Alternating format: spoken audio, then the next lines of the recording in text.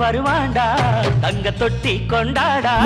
பெண்ணுக்கு முறையான சீமந்தம் இந்த வேளையில் சுமை